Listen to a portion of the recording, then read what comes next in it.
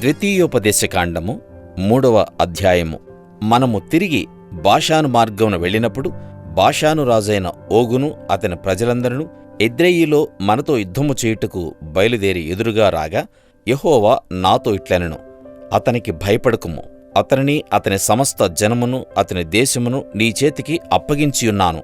హెష్బోనులో నివసించిన అమోరీల రాజైన సీహోనుకు చేసినట్లు ఇతనికినీ చేయవలనని చెప్పాను. అట్లు మన దేవుడైన యెహోవా బాషాను రాజైన ఓగును అతని సమస్త జనమును మన చేతికి అప్పగించెను. అతనికి శేషమేమీ లేకుండా అతనిని హతము చేసితిమి. ఆ కాలమున అతని పురములన్నిటినీ పట్టుకుంటిమి. వారి పురములలో మనము పట్టుకొనని పురమొకటియూ లేదు. బాషానులో ఓగు రాజ్యమగు అర్గోబు ప్రదేశమందంతటనున్న 60 పురములను పట్టుకొంటిమి. ఆ పురములన్నీయు గొప్ప ప్రాకారములు, గవనులు, గడియలను గల దుర్గములు. అవియుగాక ప్రాకారం లేని పురములు అనేకములను పట్టుకొంటిమి. మనము హెష్బోను రాజైన సీహోనుకు చేసినట్లు వాటిని నిర్మూలము చేసితిమి. ప్రతి పురములోని స్త్రీ పురుషులను పిల్లలను నిర్మూలము చేసితిమి. వారి పశువులన్నిటినీ ఆ పురముల సొమ్మును దోపిడీగా తీసుకొంటిమి. ఆ కాలమున అర్నోను ఏరు మొదలుకొని హెర్మోను కొండ వరకు యొర్దాను అవతలనున్న దేశమును అమోరీల 2 రాజుల ఎద్ద నుండి పట్టుకొంటిమి. సీదోనీయులు హెర్మోనును షిర్యోనని అందురు, అమోరీలు దానిని సెనీరని అందురు. మైదానమందలి పురములన్నిటినీ బాషానునందలి ఓగు రాజ్యపురములైన సల్కా, ఎద్రెయి అను వాటి వరకు గిలాదంతటిని బాషానును పట్టుకొంటిమి.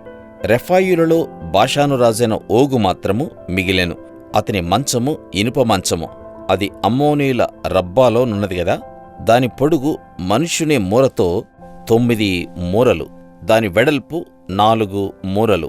అర్నోను లోయలో నున్న అరోయేరు మొదలుకొని గిలాదు మన్యంలో సగమును మనము అప్పుడు స్వాధీనపరచుకున్న దేశమును దాని పురములను రూబేనీయులకును గాదీయులకును ఇచ్చితిని.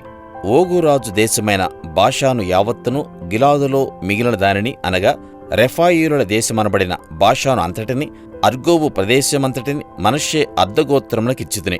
మనష్షే కుమారుడైన యాయీరు గెషూరీయుల యొక్కయు మాయాకాతీ యొక్కయు సరిహద్దుల వరకు అర్గోబు ప్రదేశమంతటిని పట్టుకుని తన పేరును బట్టి వాటికి యాయీరు బాషాను గ్రామములని పేరు పెట్టెను.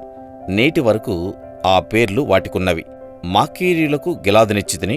గిలాదు మొదలుకొని అర్నోను లోయ మధ్య వరకును, యబ్బోకు నది వరకును, అమ్మోనీయుల పడమటి సరిహద్దు వరకును, కిన్నెరెతు మొదలుకొని తూర్పు దిక్కున పిస్గా కొండ చర్యల దిగువగా ఉప్పు సముద్రము అనబడిన అరాబా సముద్రం వరకును వ్యాపించియున్న అరాబా ప్రదేశమును, యొర్దాను లోయ మధ్యభూమిని రూబేనీయులకును గాదీయులకును ఇచ్చితిని.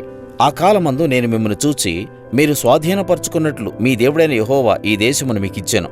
మీలో పరాక్రమవంతులందరూ యుద్ధ సన్నద్ధులై మీ సహోదరులకు ఇశ్రాయేలుల ముందర నది దాటవలెను. అయితే యెహోవా మీకు విశ్రాంతినిచ్చినట్లు మీ సహోదరులకును విశ్రాంతినిచ్చు వరకు, అనగా మీ దేవుడైన యెహోవా యొర్దాను అద్దరిని వారికిచ్చుచున్న దేశమును వారును స్వాధీనపరచుకున్న వరకు మీ భార్యలను, మీ పిల్లలను, మీ మందలను నేను మీకిచ్చిన పురములలో నివసింపవలను.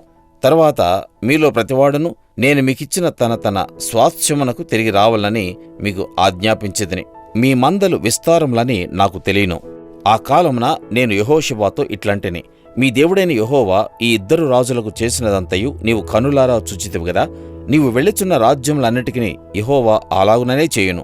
మీ దేవుడైన యెహోవా మీ పక్షముగా యుద్ధము చేయువాడు గనుక వారికి భయపడవద్దని ఆజ్ఞాపించితిని. మరియు ఆ కాలమున నేను, యెహోవా ప్రభువా, నీ మహిమను నీ బాహుబలమును నీ దాసునికి కనపరచ మొదలుపెట్టియున్నావు. ఆకాశమందే గాని భూమి యందే గాని నీవు చేయు క్రియలను చేయగల దేవుడెవడు? నీవు చూపు పరాక్రమను చూపగల దేవుడెవడు?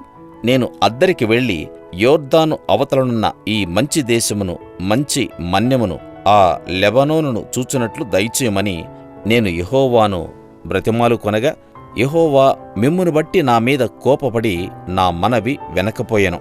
మరియు యెహోవా నాతో ఇట్లనెను, చాలును, ఇకను ఈ సంగతిని గూర్చి నాతో మాటలాడవద్దు.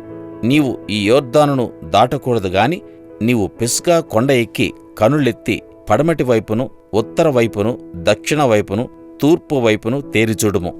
యెహోషువకు ఆజ్ఞ ఇచ్చి అతని ధైర్యపరిచి దృఢపరచుము. అతడు ఈ ప్రజలను వెంటబెట్టుకుని నది దాటి నీవు చూడబోవు దేశమును వారిని స్వాధీనపరచుకొన చేయును. అప్పుడు మనము బేత్పెయోరు ఎదుటనున్న లోయలో దిగియుంటిమి.